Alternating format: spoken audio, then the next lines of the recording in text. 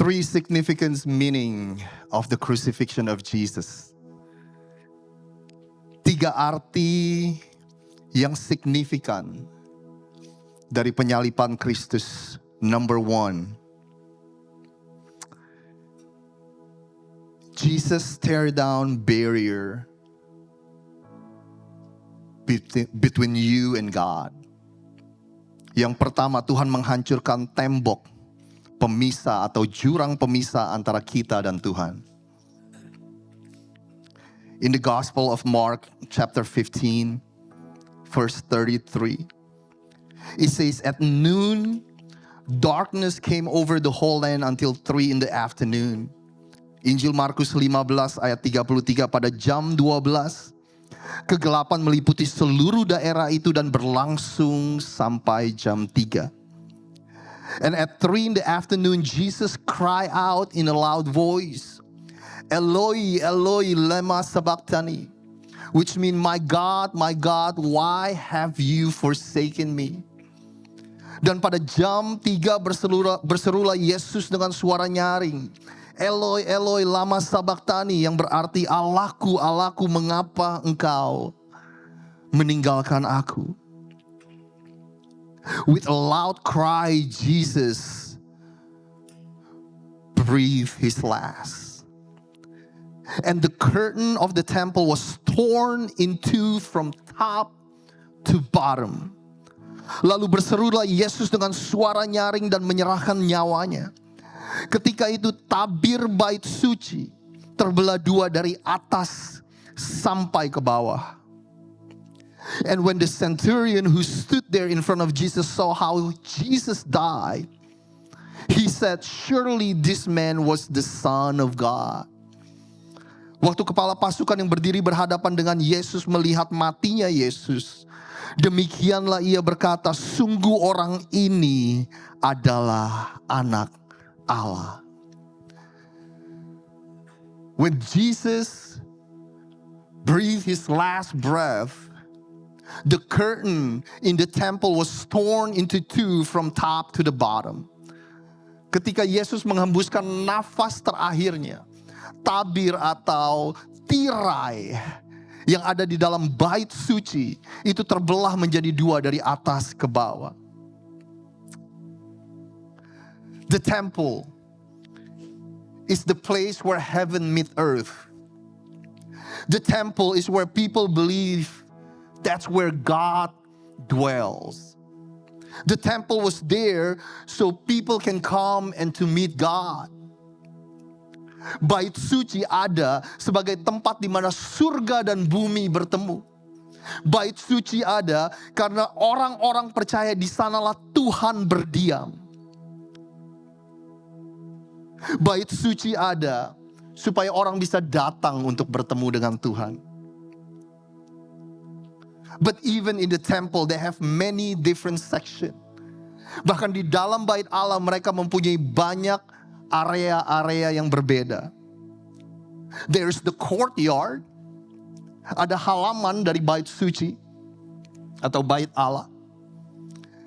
And then if you go in the room, there's a room called the holy place. Kalau Anda masuk, ada ruangan yang disebut dengan ruang suci. And then if you go even further inside, there's a room called Holy of the Holiest place. Dan kalau Anda masuk lebih dalam lagi, ada satu ruangan lagi yang bernama ruang maha suci. And in the Holy of the Holiest place, that's where God dwells. Di dalam ruang maha suci lah mereka percaya bahwa Tuhan tinggal di sana. They separate the holy room with the holy of the holiest with a curtain. Mereka memisahkan ruang suci dan ruang maha suci dengan tirai. When Jesus breathed his last breath, that curtain was torn from top to bottom. Ketika Yesus mengembuskan nafas terakhirnya, tirai yang memisahkan ruang suci dan ruang maha suci terbelah menjadi dua dari atas ke bawah. From top to bottom, it was God who torn the curtain. Dari atas ke bawah artinya Tuhan yang membelah menjadi, yang merobek tirai tersebut. It was torn by God, meaning from now on, there is no more barrier, separation between us and God. Dirobek sama Tuhan, karena mulai hari itu tidak ada lagi tembok pemisah, tidak ada lagi jurang pemisah antara Anda dan Tuhan. Meaning that God is not distant anymore. Artinya Tuhan itu sudah tidak jauh. Meaning that you have a full-blown access to God.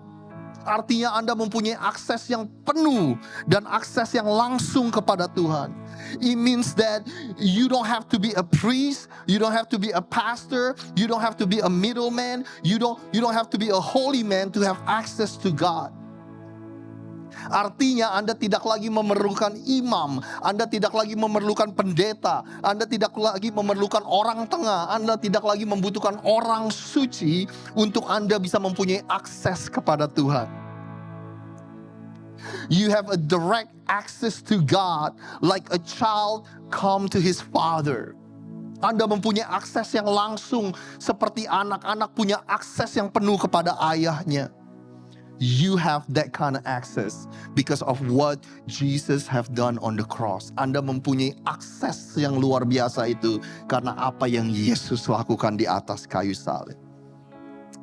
God no longer dwell in the temple building.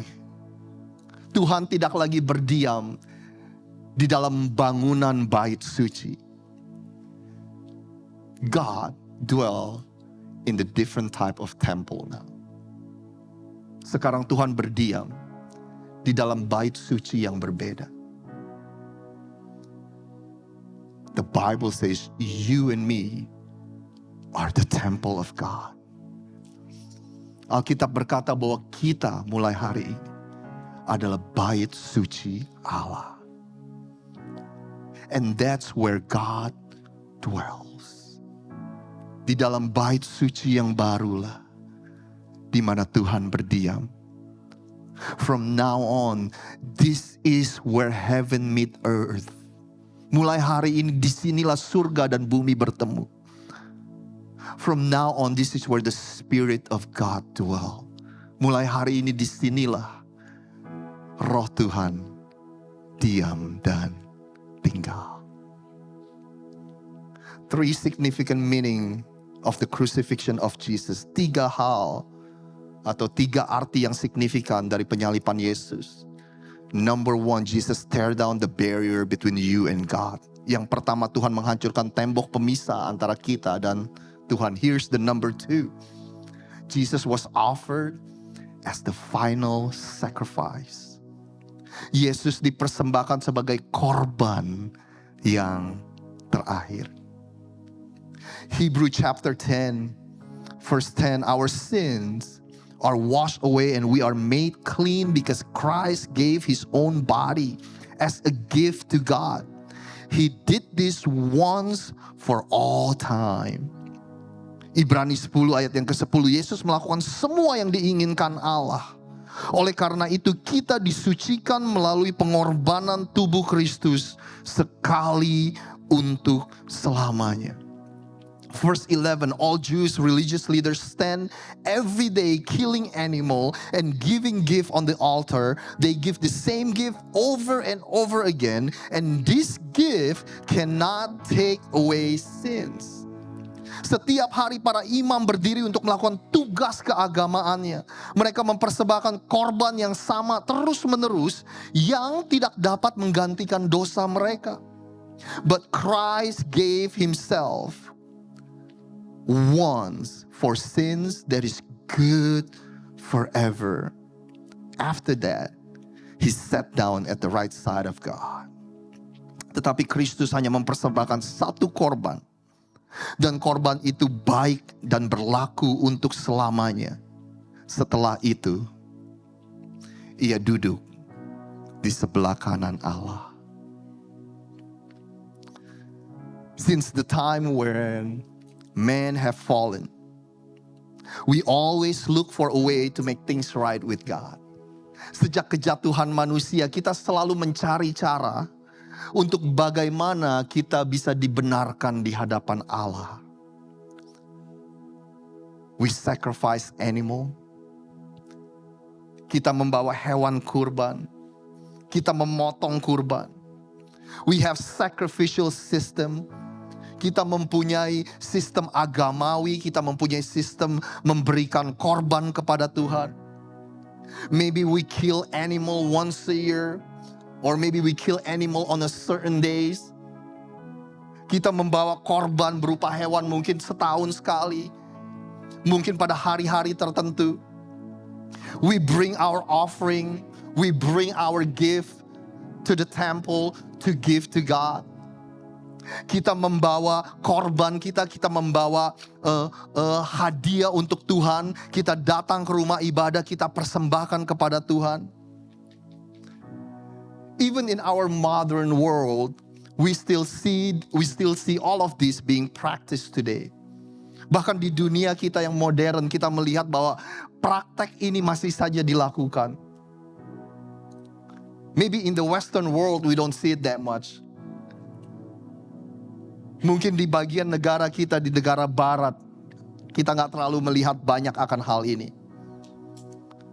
But even that, we have our own system. Tapi setiap kita mempunyai sistem agamawi sendiri. Maybe we go to the temple, we go to church once a week. Mungkin kita ke gereja, kita ke rumah ibadah seminggu sekali. Maybe we give our money, kita berikan uang kita. Maybe we try to be good people. Mungkin kita mencoba untuk menjadi orang yang baik. Even after doing all of this, we are still wondering, are we good with God? Bahkan setelah melakukan semua praktek agamawi ini, kita masih belum yakin, kita masih bertanya apakah kita sudah dibenarkan di hadapan Allah. Today on Good Friday, Jesus and the cross is telling you and me, wonder no more where you stand before God. Hari ini, di Jumat Agung ini, Yesus dan salibnya memastikan, jangan lagi Anda merasa tidak yakin apakah Anda benar di hadapan Allah. Christ gave himself as the final sacrifice. Kristus memberikan hidupnya sebagai korban yang terakhir, once and for all, sekali untuk selama-lamanya. And it's good forever, dan berlaku sampai selama-lamanya. And now he is sitting at the right hand of God. Symbolize someone who has the authority over life and death. Sekarang dia duduk di sebelah kanan Allah sebagai seseorang yang mempunyai otoritas atas hidup dan mati. Three significant meaning of the crucifixion of Jesus. 3 arti yang signifikan dari salib Kristus. The first one, Jesus tear down barrier between you and God.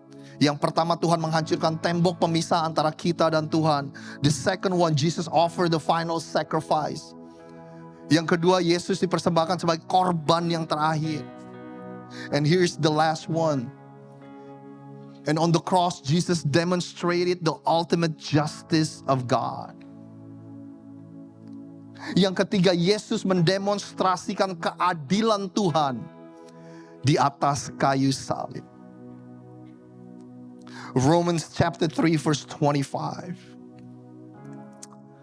God sent him to die in our place to take away our sins. We receive forgiveness through faith in the blood of Jesus' death. Roma 3, Kristus Yesus telah ditentukan Allah menjadi jalan perdamaian melalui iman dalam darahnya.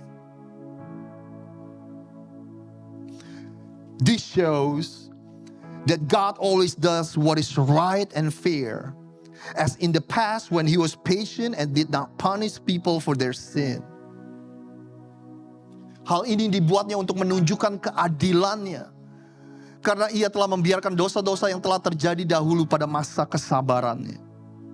So God gave Jesus to show today that he does for what is right.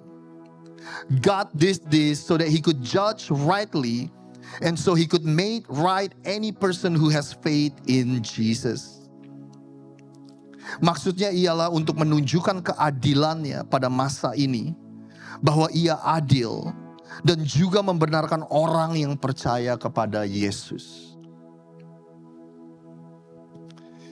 If you ever struggle seeing so many injustices that happen in the world, kalau Anda pernah bergumul karena Anda melihat begitu banyak ketidakadilan yang terjadi di dunia ini, all kind of ism happen.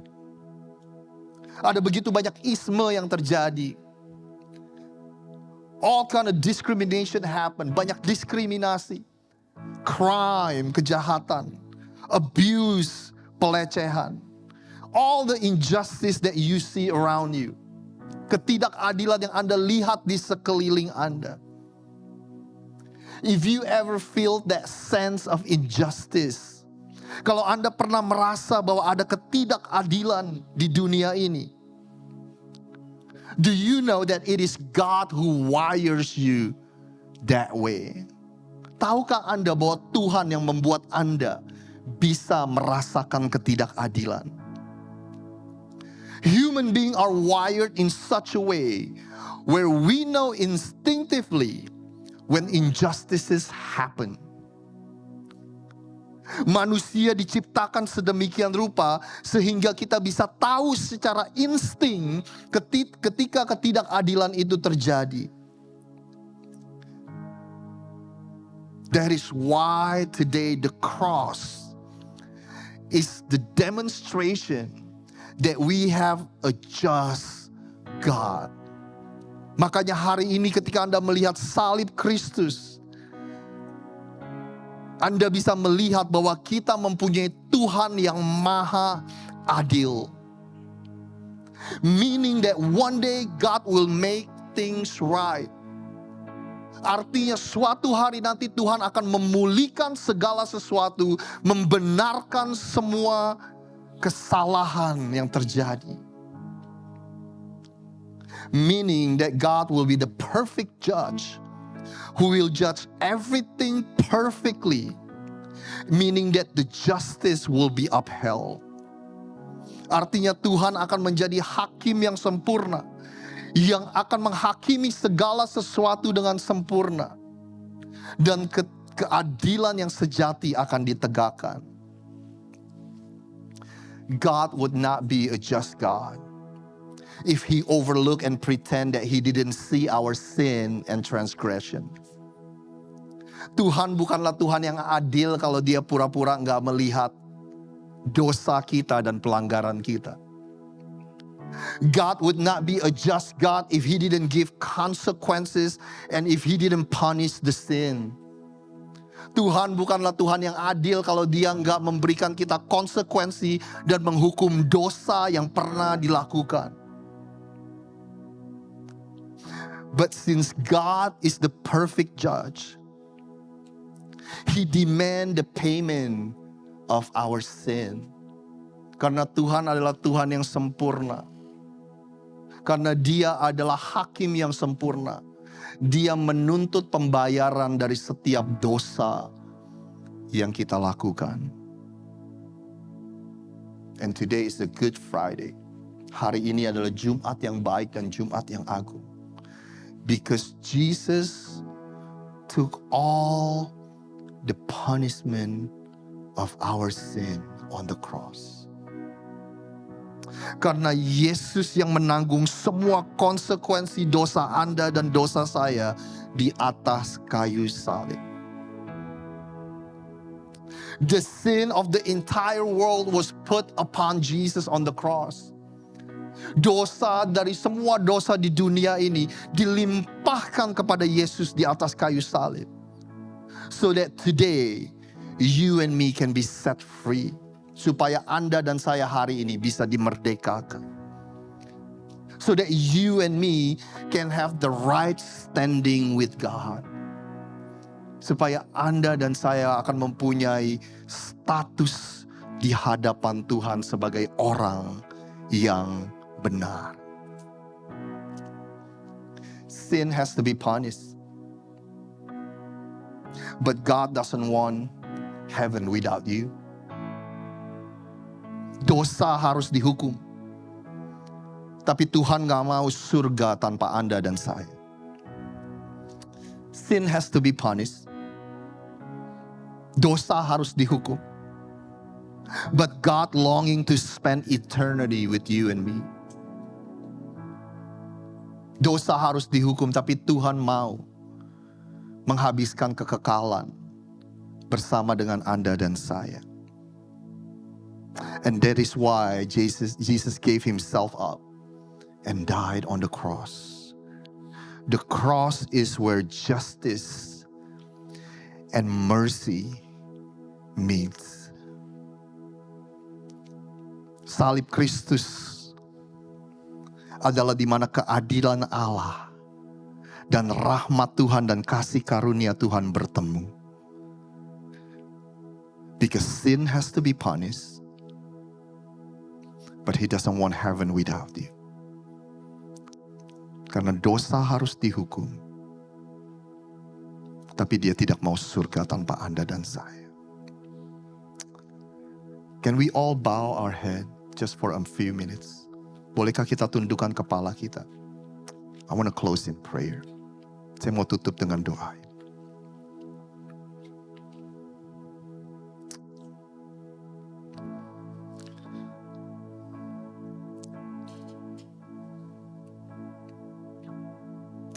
On the cross, just before Jesus took his last breath, he cried out, "It is finished." Di atas salib sebelum Yesus menghembuskan nafas yang terakhir, dia berseru, "It is finished." Sudah selesai. It is finished is not just about the ending, but it's about the fulfillment. Sudah selesai ini bukanlah akhir dari segala sesuatu saja, tapi ini merupakan sebuah penggenapan. It is finished, it is not just about a completion, but it's about a perfect wholeness. Bukan hanya ini tentang penyelesaian akan sesuatu, tapi ini tentang kesempurnaan yang terjadi yang diberikan oleh Yesus di atas kayu salib.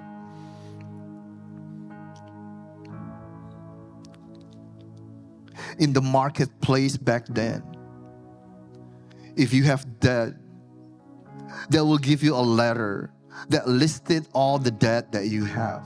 Pada zaman itu kalau Anda punya hutang dengan seseorang, Anda akan diberikan surat di mana terdaftar hutang Anda di atas kertas tersebut. It is finished means that it's been paid in full. All the debt of your sin has been paid in full. Sudah selesai artinya semua daftar dan hutang dosa Anda semua sudah dibayar penuh oleh Yesus. In the court of justice, it is finished, tetelestai. It means that the justice has been satisfied. Di dalam pengadilan hukum, sudah selesai, tetelestai artinya bahwa keadilan sudah ditegakkan. Hutang dosa sudah dibayar lunas. Your debt has been fully paid. Your separation from God is over. Anda dan saya sudah tidak lagi terpisah dari Allah. your restoration is assured. Pemulihan Anda sudah dijamin. Father God, we thank you for Good Friday. We can rejoice for Good Friday because we know that Sunday is coming. Kami bisa bersuka cita atas Jumat Agung, Jumat yang luar biasa ini, karena kami tahu hari Minggu akan tiba. You have defeated death. Engkau sudah mengalahkan kematian. You have risen from the dead. Engkau telah bangkit dari kematian. And now all of us can have eternal life. Dan semua dari kami yang percaya pada hari ini akan memperoleh hidup yang kekal. We live because you live. Kami hidup sebab Engkau hidup. We thank you, Lord. Kami mengucap syukur Tuhan, in Jesus name. In Jesus name we pray. Dalam nama Tuhan Yesus kami sudah berdoa. And all of us says, Amen, Amen, Amen.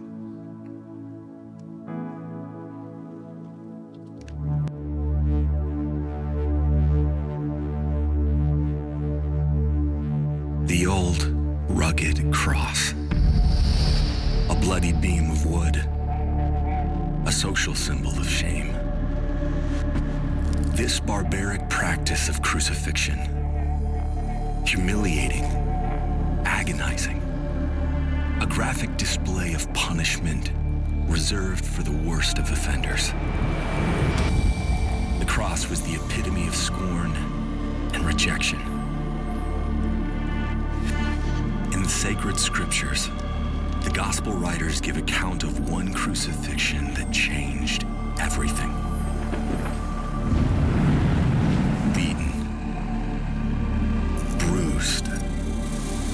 The nails in his hands, the spear in his side, his last breath. Darkness. Yet somehow on that day, in a glorious twist of irony, this brutal practice of crucifixion became the source of eternal hope. Through his sacrifice, Jesus didn't just change historic perception of the cross. He turned it on its head. From scandal to grace, from condemned to forgiven, from prisoner to pardoned, from death to life.